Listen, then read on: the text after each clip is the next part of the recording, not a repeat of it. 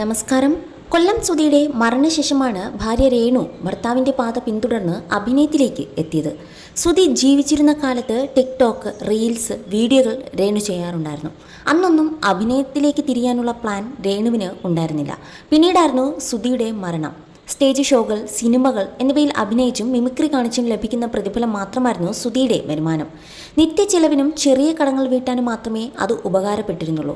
അതുകൊണ്ട് തന്നെ കാര്യമായി സമ്പാദിക്കാനോ ഭാര്യയ്ക്കും മക്കൾക്കുമായി ഒരു വീട് നിർമ്മിക്കാനോ ഒന്നും സുധിക്ക് കഴിഞ്ഞിരുന്നില്ല. സുധിക്ക് സമ്പാദ്യം ഒന്നുമില്ലാതിരുന്നത് കൊണ്ട് തന്നെ നടൻ്റെ മരണശേഷം ജീവിതം മുന്നോട്ട് കൊണ്ടുപോകാൻ കുടുംബം ഏറെ ബുദ്ധിമുട്ടി. സുമനസ്സുകളുടെ ചെറിയ സഹായം രേണുവിനും മക്കൾക്കും ലഭിച്ചിരുന്നു. എങ്കിലും ആരെയും ആശ്രയിക്കാതെ മക്കളുടെയും തൻ്റെയും ചിലവിനുള്ളത് സമ്പാദിക്കണം എന്നുള്ളത് രേണുവിന് നിർബന്ധമായിരുന്നു. അങ്ങനെയാണ് രേണു അഭിനയത്തിലേക്ക് തിരിഞ്ഞത്. തുടക്കം നാടകത്തിൽ അഭിനയിച്ചുകൊണ്ടായിരുന്നു. ശേഷം നിരവധി ഷോർട്ട് ഫിലിമുകളും മ്യൂസിക് വീഡിയോകളിലേക്കും രേണുവിന് അവസരം വന്നു. രേണു ഭാഗമായ മ്യൂസിക് വീഡിയോകളും റീലുകളും ശ്രദ്ധിക്കപ്പെട്ടു തുടങ്ങിയതോടെ സിനിമയിൽ നിന്നും താരപത്നിക്ക് അവസരങ്ങൾ വരുന്നുണ്ട്. അതേസമയം ഗ്ലാമറസായി രേണു അഭിനയിക്കുന്നതിനോടും ഫോട്ടോഷൂട്ട് നടത്തുന്നതിനോടും ഒരു വിഭാഗം പ്രേക്ഷകർക്ക് എതിർപ്പുണ്ട്.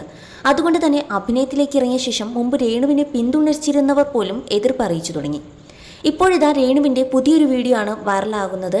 കഴുത്തിൽ തുളസിമാല അണിഞ്ഞ് നവവധു ലുക്കിലാണ് രേണു പുതിയ വീഡിയോയിൽ പ്രത്യക്ഷപ്പെട്ടിരിക്കുന്നത്.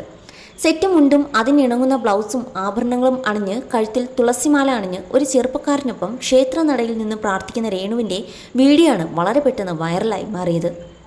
വീഡിയോ പ്രത്യക്ഷപ്പെട്ടതോടെ രേണു വീണ്ടും വിവാഹിതയായോ എന്ന സംശയമായി പ്രേക്ഷകർക്ക്. എന്നാൽ ഇതൊരു വിവാഹമായിരുന്നില്ല. മ്യൂസിക് വീഡിയോയ്ക്ക് ഷോർട്ട് ഫിലിമിനോ വേണ്ടിയാണ് രേണു നവവധുവിൻ്റെ വേഷത്തിൽ അഭിനയിച്ചത്. പതിവ് പോലെ ഇത്തവണയും പ്രശംസയേക്കാൾ വിമർശനമാണ് രേണുവിന് ലഭിക്കുന്നത്. യഥാർത്ഥ വിവാഹമല്ല, ഷൂട്ടിന് വേണ്ടി നവവധുവായി ഒരുങ്ങിയതാണെന്ന് മനസ്സിലാക്കാതെയാണ് പലരും രേണുവിനെ വിമർശിച്ച് കമൻറ്റുകൾ കുറിച്ചിരിക്കുന്നത്.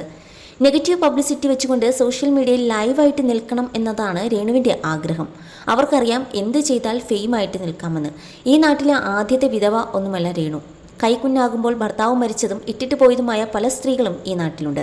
അവരൊക്കെ നല്ല അന്തസ്സായിട്ട് തന്നെയാണ് ജീവിക്കുന്നത്. ഇത് നേരെ ഓപ്പോസിറ്റാണ്. ഭർത്താവിൻ്റെ പേരും പറഞ്ഞുള്ള മാർക്കറ്റിംഗ്, ഫുൾ മാർക്കറ്റിംഗ്, അഭിനയിക്കാനുള്ള കഴിവുണ്ടോ എന്നിങ്ങനെ പോകുന്നു രേണുവിനെ വിമർശിച്ചുകൊണ്ടുള്ള കമൻറ്റുകൾ. ഇവരുടെയൊക്കെ ഈ കോപ്രായം വിജയിപ്പിക്കുന്ന നമ്മളാണ് മണ്ടന്മാർ എന്നാണ് സോഷ്യൽ മീഡിയയിൽ വരുന്ന കമൻറ്റുകളും. സോഷ്യൽ മീഡിയയിൽ നെഗറ്റീവ് നിറയുമ്പോഴും തൻ്റെ താല്പര്യങ്ങൾക്കും ഇഷ്ടങ്ങൾക്കും അനുസരിച്ച് ജീവിക്കാനാണ് രേണുവിൻ്റെ തീരുമാനം. സുധിയുടെ ആദ്യ വിവാഹം പരാജയമായതിനെ തുടർന്നാണ് രേണുവിനെ ജീവിതത്തിലേക്ക് കൂട്ടുന്നത്.